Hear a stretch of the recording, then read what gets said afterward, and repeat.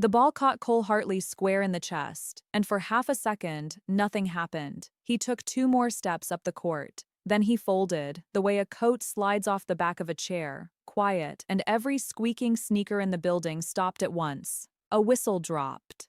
A coach went down on his knees beside the boy. The Riverbend Community Center had been roaring a second earlier. 300 people packed into the bleachers for the regional youth tournament, and now it held its breath like one enormous lung. The scoreboard clock read 4:52 in the afternoon. The nearest ambulance was 9 minutes out. The adults did everything they were trained to do. The coach laced his hands and started compressions. A man who said he was an off-duty EMT sprinted to the wall box, came back with the AED, tore the pads loose, and pressed them onto the boy's jersey. The machine considered it and answered in that flat recorded voice. No shock advised. They peeled the pads and tried again. No shock advised. That was when the EMT sat back on his heels and said the words that drained the color out of the room. He's gone. Nobody noticed the girl in the concession apron set down a tray of nachos and start walking toward the floor. She was 13. The name tag pinned to her chest said Tara because the apron belonged to Tara. Her real name was Maya. And in the next 90 seconds, every grown adult in that gym was going to do exactly what she told them to. Welcome back. If you have ever been the person nobody in the room expected a single thing from, stay with this one. And before we go further, do me a favor. Tell me in the comments where you are watching from and what time it is for you right now. I read them. Now let me tell you who Maya was and where she learned the thing that brought that boy back. Maya Okonkwo was 13 years old and had lived in room 114 of the Cedar Line Extended Stay Motel in Chattanooga, Tennessee, for 2 years and 7 months. She knew the exact length because her mother counted it the way some people count a sentence. They had a microwave, 2 beds with the same scratchy quilt, a window that looked straight at the interstate, and one rule they kept between them. They did not say the word homeless out loud. Her mother said a room with a door that locked from the inside was not nothing. And Maya had learned not to argue with the things her mother needed to believe. Her mother worked the overnight sort at a freight warehouse off Highway 153, and on the nights she pulled a double, Maya was alone from 6 in the evening until almost dawn. Most kids would have watched something. Maya read. She had been reading the same kind of thing for 2 years, ever since the morning she watched a man drop in the motel parking lot and nobody knew what to do. He lived. A paramedic happened to be 3 minutes away, and he lived. But Maya never forgot the gap, that long, helpless stretch when 6 adults stood in a circle around a dying man, and the only thing any of them could do was wait. She decided, with the strange certainty kids sometimes have about their whole lives at once, that she did not ever want to be standing in that circle again. So she went to work on it, in the only way a girl with no money and no fixed address can work on anything. She borrowed. She stitched the hours together out of the small kindnesses of 3 people who never once thought of themselves as teachers. On tournament weekends, she ran the concession stand at Riverbend for tips, $4 an hour under the table and whatever change people told her to keep. That is why she was there that Saturday, in someone else's apron, invisible behind a counter of pretzels and flat soda. In the right front pocket of that apron was a laminated index card, soft at the corners from handling. A man named Owen had made it for her. It listed the compression rhythm, the depth, the order of steps. At the bottom, in block letters, he had written one line she had read so many times. She no longer needed the card to say it. The machine is a tool. It is not the judge. You are the one keeping him alive. Remember that card. The first of Maya's teachers was a librarian named Ramona at the county branch on a name no kid could pronounce, 2 bus stops from the motel. Ramona was the one who noticed that the girl who came in at 4 stayed until the lights flicked at closing and that she always sat in the same place, the medical reference section nobody used.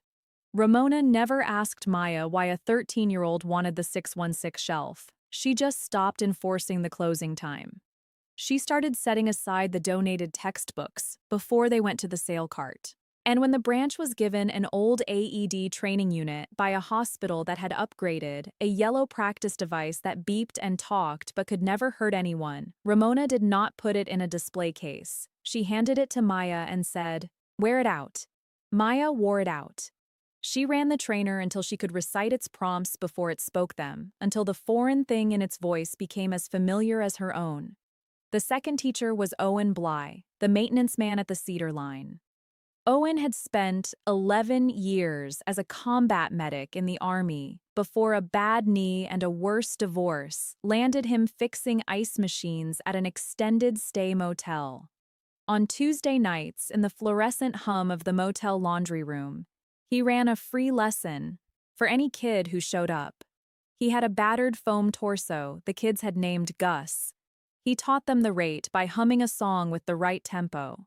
He taught them that panic is just speed without aim, and that the cure for it is to slow your own breathing first. He never told the other kids what he told Maya. After her fourth Tuesday, when she got the rhythm dead on with her eyes closed, he sat down on an overturned laundry basket and looked at her for a long moment. Then he made the card and pressed it into her hand and said the thing about the machine not being the judge. Owen had watched a lot of people decide too early that someone was gone. It was the closest thing he had to a wound. The third teacher did not know he was teaching her at all. His name was Otis, the night custodian at Maya's middle school. Otis came in at 6 to unlock the building, and one cold morning he found Maya already waiting at the gym door with a backpack and the trainer unit. He could have sent her off. Instead, he unlocked the gym, flipped on one bank of lights, and went on with his floors. After that, it was just understood. Maya had the gym to herself from 6:40 to the first bell, and the school's old wrestling dummy became the patient she practiced on, 200 good compressions before a single other student arrived. That was the whole of it. A library that did not lock her out. A laundry room on Tuesdays. A gym at dawn. No school of medicine, no certificate, no permission. Just a girl assembling a real skill out of the hours that other people had decided to give away. None of those 3 people were at Riverbend that Saturday afternoon. All 3 of them were. Back on the gym floor, the AED said it for the 3rd time. No shock advised. The coach's compressions had gone shallow and ragged. The off-duty EMT had stopped because the device had told him to stop, and the device was supposed to know. Maya was close enough now to see what they could not. She saw that Cole Hartley's chest was still slick with sweat under a jersey that had ridden up, and that one of the pads had been slapped down, crooked, half on fabric. She saw that the man had trusted the machine to make a decision the machine was never built to make.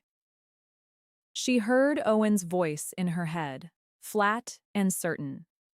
It is not the judge. Something cold and very clear settled over her. Not fear. The opposite of fear. She had been preparing for this exact 90 seconds for 2 years, without ever letting herself believe it would come. And now that it was here, the noise of the gym fell away, and there was only the boy and the order of the steps. "Move," she said. The coach looked up at a 13-year-old in a stranger's apron. "Honey, get back." The machine said, "The machine is wrong because the pads are wrong," Maya said. She did not raise her voice. "Let me fix it, and then he has a chance. Don't, and he doesn't. Choose now." Whatever she had heard in Owen's voice was in hers, and it stopped them. She dropped to her knees beside Cole Hartley and went to work. The chest first. She pulled the jersey clear and dried the skin with the hem of the apron, fast, the way Owen had drilled into her, because electricity and sweat do not mix, and a damp chest can fool a machine into reading nothing at all. She tore the misplaced pad free and set it where it belonged, high on the right, and pressed the second one low on the left side. Firm, edges sealed. Then her hands found the center of his chest, and she began. She did not hammer. She pressed, deep and even, counting in her head to the tempo of Owen's song, letting the chest come all the way back up between each one. Because the rise matters as much as the push. People think CPR is force. It is not. It is patience applied with your whole weight, over and over, refusing to stop. Charge it, she said to the EMT, not looking up. When it tells you to analyze, you let it analyze. You don't touch him. You don't decide for it. He obeyed a child because the child clearly knew something he did not. The machine spoke. Analyzing. Do not touch the patient. Maya lifted her hands and sat back on her heels and held the whole gym still with one raised palm. A pause that lasted a year. Shock advised. Clear, Maya said. Everybody off him. Hands up where I can see them.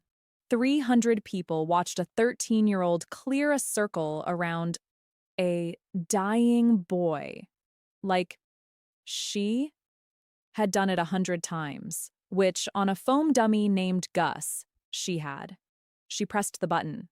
Cole's body jolted once, and then she was back on his chest before the machine finished its sentence. Because the shock is not the rescue. The shock only buys a window, and the compressions are what keep the brain alive long enough to use it. She counted. She breathed slow so her hands would stay steady. She did not look at his face, because Owen had told her that the face will lie to you. The face will tell you to quit, and your job is to not listen to it. 30 compressions, 2 breaths, 30 more. Nothing. A woman in the bleachers was crying in the particular way that sounds like hiccups. Somewhere a phone was still narrating a 911 call. The clock said the ambulance was 4 minutes out, which might as well have been 4 years. 30 more. Come on, Maya said, the only words she spoke that were not an instruction. Come on. Come on. And the boy coughed. It was small. A wet, ugly, beautiful sound.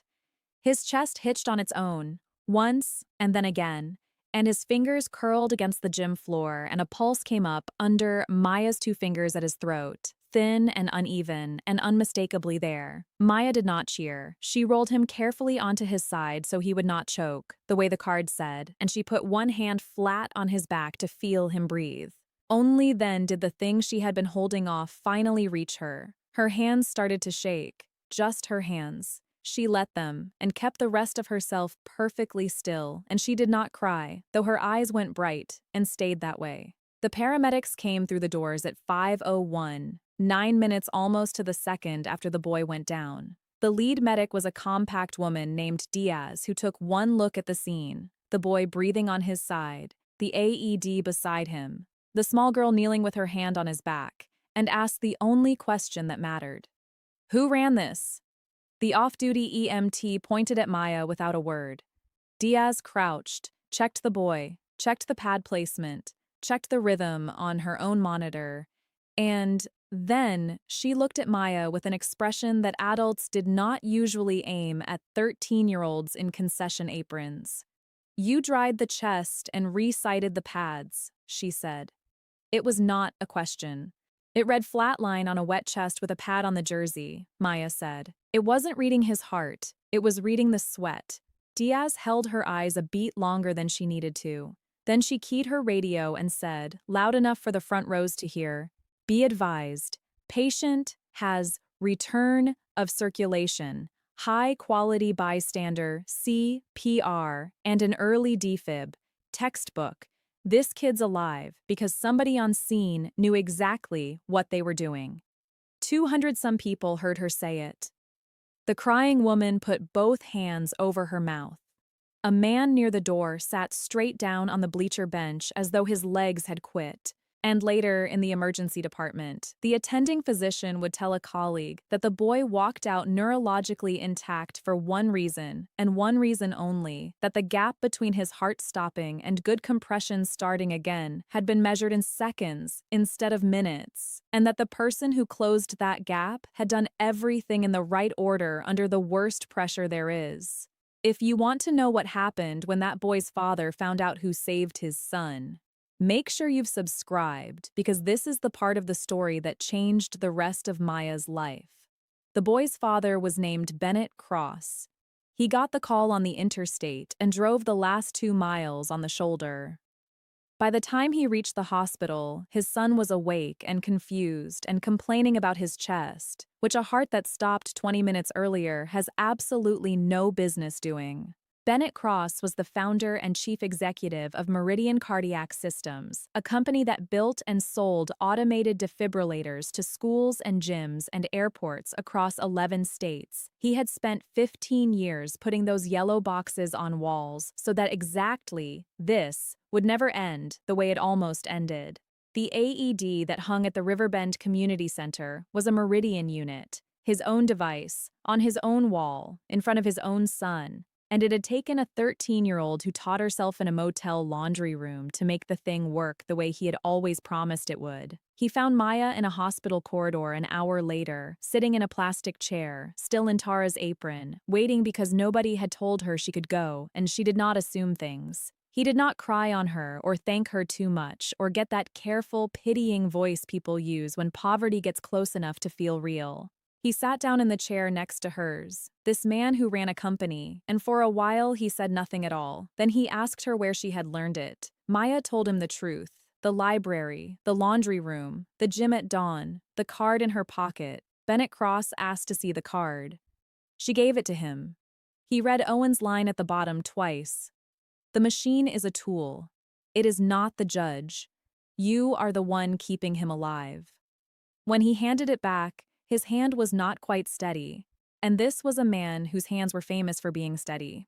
He asked her 2 more questions. What did she want to do with her life, and what did she need to do it? She answered both.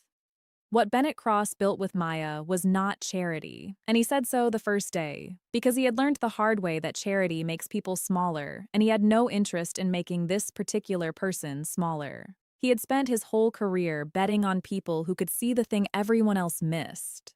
He had simply never expected to find one of them in a hospital hallway at 13, in an apron with someone else's name on it. The housing came first, because you cannot build anything on a foundation that resets every 30 days. Maya and her mother were out of room 114 by the end of that month, into a real apartment with a lease that did not have to be renewed in cash at a front desk. Her mother kept the job at the warehouse, because her mother was nobody's project either, but she stopped working doubles, and she started sleeping at night, and she stopped counting the months. Then Bennett did the thing that mattered more. He listened to what Maya actually wanted, which was not a reward. What Maya wanted was for the gap to close for other people the way it had not closed for that man in the parking lot 2 years before. So they went to work on that, together. Meridian funded free training units for every branch of the county library system, real ones now, not hand-me-downs, and the first one went to Ramona with a small brass plate on it that the company tried to talk Maya out of and that Maya insisted on. The plate said the trainer was donated in honor of a librarian who never locked a curious kid out. Owen Bly got a phone call from a man whose name he recognized from the side of a defibrillator, offering him a paid position teaching CPR to housing insecure families across the region, the same Tuesday night lesson he had been running for free in a laundry room for years, except now with a salary and a foam torso that was not held together with electrical tape. Owen named the new training program after the boy who survived. Cole's name is on the door. Maya found Otis the custodian a harder problem because Otis would not take anything, so she did the only thing he would allow. She showed up at 6 in the morning, on the first day of the program, and unlocked the gym for the next kid herself. 4 years later, Maya Okonkwo is the youngest certified instructor in that program and has personally trained more than 900 people to do the thing she once taught herself out of borrowed hours. There is now a Meridian AED on the wall of the Cedar Line Motel and of 40 other places like it, low-rent buildings and shelters and motels where the ambulance is always 9 minutes out. She picked every location herself. She knows what 9 minutes feels like. Cole Hartley calls her on the anniversary every year. He is in college now. He has never figured out how to thank a person for the fact that he is alive. And Maya has told him he does not have to, that the only thank you she wants is for him to learn the skill himself and carry it, which he has. The laminated card lives in a frame on the wall of the training program's main classroom, soft corners and all. Underneath it, Maya had them mount a second card she wrote herself, in the same block letters, for every kid who walks in believing they are too young or too poor or too unqualified to be the one who saves a life. It says, "You do not need permission to be useful. You only need to be ready when no one else is." Here is the thing about that afternoon that Maya thinks about most. Ramona never knew when she handed a kid a yellow practice box that she was reaching into a gym 4 years away to pull a stranger's son off the floor. Owen never knew, scribbling on an index card in a laundry room, that the line he wrote would be running through a 13-year-old's head while a heart restarted under her hands. Otis never knew that unlocking a gym door at dawn was unlocking something much larger. That is how it works. The decent things people do go further than they will ever get to see. A door left open, a book set aside, an hour given to a kid you have no reason to give an hour to. None of it announces itself. And then one Saturday afternoon, all of it arrives at once. In a gym, in someone else's apron, kneeling beside a boy everyone else had already counted as gone. Never decide too early that a person has nothing to offer because of where they sleep. Never mistake a quiet child for an empty one. And never, ever, let a machine, or a crowd, or your own fear be the judge of whether it is too late to try. If this story moved you, do 3 small things for me. Leave a comment and tell me about the person in your own life who gave you an hour they didn't have to. Share this with someone who needs to remember that being overlooked is not the same as being powerless. And subscribe so you are here for the next one, because stories like Maya's are the only ones we tell. We will see you in the next one.